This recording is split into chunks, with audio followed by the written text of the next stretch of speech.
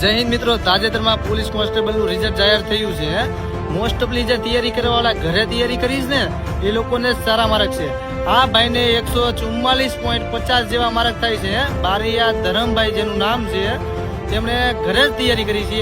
આપણે એને કઈ રીતે તૈયારી કરી આપણે એનું છે માર્ગદર્શન લઈએ. થોડુંક આપણે આપજો ને થોડુંક ધરમભાઈ, તમારું માર્ગદર્શન. જય હિન્દ મિત્રો, આપણે પહેલા તો મેથ્સ રિઝનિંગમાં પાયો તમારો મજબૂત હોવો જોઈએ, અને બીજું તો પાઠ્યપુસ્તક ઉપર વધારે ભાર આપ્યું હતું. મેં મારી પર્સનલ વાત કરું તો મેં પાઠ્યપુસ્તક ઉપર વધુ ધ્યાન આપ્યું હતું. અને પહેલી તો વાત એ કે 2023ના એન્ડથી મેં તૈયારી શરૂ કરી હતી. ત્યારથી મેં જે બુક લીધી હતી એ જ તે બુક એક્ઝામના એન્ડ ટાઈમ સુધી એની જ બુક રાખી હતી. બાકી એવું નહીં કે નવી બુક આવી તો નવી બુક લઈએ આપણે.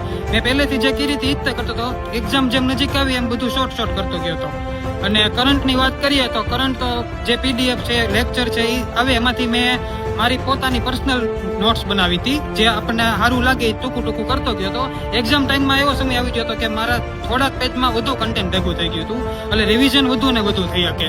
અને દર મોક ટેસ્ટમાં હું મારો જે વાંચ્યું હોય, મેં જે બુક બનાવી હોય એ વધુ રિવિઝન કરતો હું. એ રીતના મારે કીધું. જીકે ને કઈ રીતે જોયું? જીકે ની બુક માટે જીકેમાં તો એવું છે, તમે કોઈ પણ બુક છે માર્કેટમાં એમાંથી તમે એમાં તો જેટલા તમે ઊંડા ઉતરે એટલું ઓછું છે. એટલે એ ટૂંકમાં અત્યારના નોલેજ જે હોવું જોઈએ એ એમાંથી કમ્પ્લીટ કરવાનું હોય. વિચાર કરો, આ ભાઈને 144 માર્ક છે, પોતે ઘરે જ તૈયારી કરી છે. બરાબર.